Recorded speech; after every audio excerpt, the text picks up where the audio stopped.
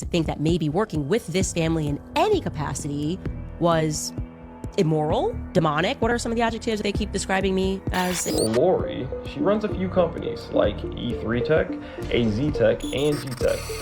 Apparently there's been a shooting.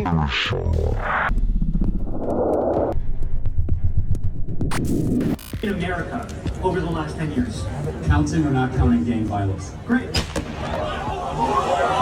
Let's watch that again, zoomed in on his phone, no split screen. Imagine this. A political leader is assassinated. Witnesses report military-style drones hovering above the scene. Days later, investigators begin connecting names. A defense contractor, a powerful political organization, a family with a disturbing past. And suddenly, the question becomes unavoidable. Was this just a coincidence or something far bigger? Because according to a controversial investigation discussed online by commentator Candace Owens, the story behind the assassination of Charlie Kirk may involve a web of connections that reach into defense contracting, intelligence circles, and the leadership of Turning Point USA itself. Now, to be clear, many of these claims remain unproven and heavily debated. But the details, they raise questions. And today, we're going to walk through every one of them. Because if even a fraction of this is true, then the story behind Charlie Kirk's death may be far darker than anyone imagined. Earlier this week, Candace Owens dropped what many believed was a bombshell. She began exposing what she described as unexpected connections between the leadership of Turning Point USA and a controversial family history. At first, people thought the story was just another political controversy. But as researchers began digging, they discovered something surprising. This rabbit hole didn't stop at politics. It led into defense contractors, intelligence facilities, military drone technology, and federal contracting networks. And that's when the story took a dramatic turn. Because according to those digging into the case, one name kept appearing over and over again: Lori France. Lori France is reportedly the mother of Erika Kirk, a figure connected to the current leadership of Turning Point. But she isn't just a private citizen. Records indicate that France operates companies involved in federal defense contracting. Her businesses include E3 Tech Group, AZ Tech International, both reportedly registered with the U.S. Department of Defense contracting system. And according to publicly discussed contract estimates, these companies may have secured millions of dollars in federal awards. But what exactly were they supplying? According to reports cited in the investigation, one of the technologies linked to these companies involved military drone systems. And that's where things start to look strange. Because on the day of Charlie Kirk's assassination at Utah Valley University, multiple witnesses reportedly claimed they saw military-style drones hovering in the airspace above the campus. Now here's the key detail. These were reportedly not hobby drones. Witnesses described large tactical-style aircraft, the kind normally associated with military surveillance operations. And when people later discovered that the mother of a key Turning Point figure had connections to defense drone contracting, it raised an uncomfortable question. At what point do coincidences stop being coincidences? But the story didn't stop with drones. Because the investigation then moved deeper into the extended family network surrounding Erika Kirk. And what it uncovered was unsettling. According to publicly documented cases referenced in the investigation, one relative allegedly served over 2 decades in prison for a massive bank fraud scheme worth tens of millions of dollars. Another family member was reportedly convicted in a murder-for-hire plot. The allegations surrounding this family history include financial fraud, hidden cash operations, threats tied to criminal disputes. Again, these are historical legal cases involving relatives, not accusations about Erika Kirk herself. But when investigators looked at corporate filings tied to Lori France's businesses, they reportedly found that members of the same extended family appeared in company paperwork, helping establish corporations, signing documents, acting as associates. And suddenly, the story began to look less like a coincidence and more like a network. But the strangest detail might be this. According to the investigation, Erika Kirk allegedly attended a highly unusual school during childhood. A school reportedly referred to as a Tesseract or Looking Glass program. And where was this school located? Near Fort Huachuca.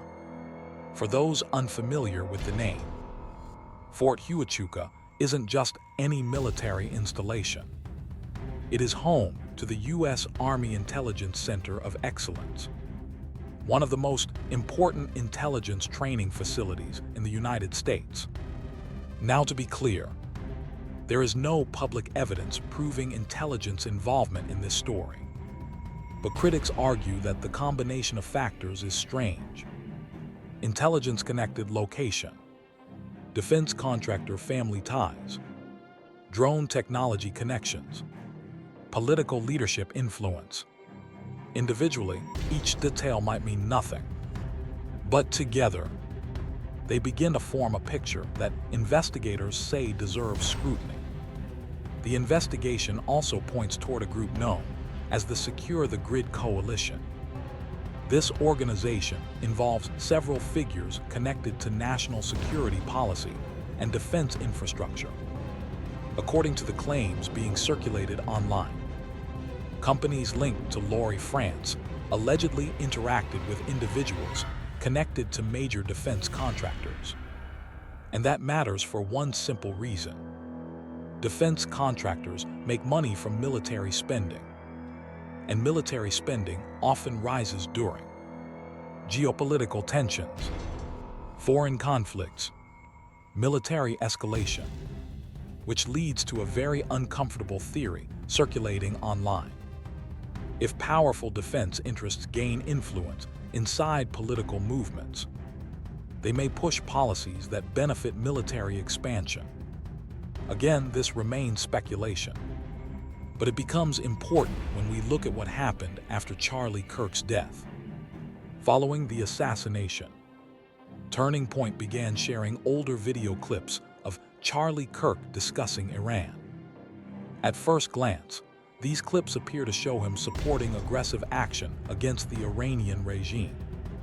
But critics argue that these clips are being taken out of context, because historically, Charlie Kirk often warned about the dangers of endless foreign wars. In fact, shortly before his death, he reportedly stated that regime change in Iran could trigger catastrophic consequences, including civil war, and potentially another long Middle East conflict. So when critics saw Turning Point promoting clips that suggested the opposite, they began asking a new question. Is Charlie's legacy being reframed after his death? And if so, why? According to the theory circulating among some commentators, the timeline looks like this. First, Charlie Kirk was assassinated. Second, witnesses reported military drones near the scene. Third, investigators discovered drone-related defense contracts tied to the family of a Turning Point leader. Fourth, the organization began promoting narratives suggesting Charlie supported policies he previously warned against. To some observers, this sequence raises disturbing possibilities. They argue that if powerful defense interests wanted influence inside the America First movement, removing a prominent anti-war voice would be extremely convenient. But again, these claims remain unproven theories, and responsible analysis requires acknowledging that. Still, the questions remain. Right now, we are left with a series of pieces: defense contractors, family criminal history, intelligence facility proximity, drone sightings, political power shifts. Individually, none of these prove anything, but together, they form a puzzle. And the biggest question of all is this: who truly controls the future of the movement Charlie Kirk helped build? Because if the wrong people take control, then his legacy could be rewritten, and the message he spent years promoting could become something completely different. Now I want to hear from you. Do you think these connections are meaningful clues, or just a series of coincidences being interpreted in the most dramatic way possible? Drop your thoughts in the comments below. And if you want more deep dive investigations like this one, where we break down the stories the mainstream media won't touch, make sure you subscribe to the channel, turn on notifications, and share this video so more people can see it. Because sometimes, the most important stories are the ones that raise the most uncomfortable questions. And we're just getting started.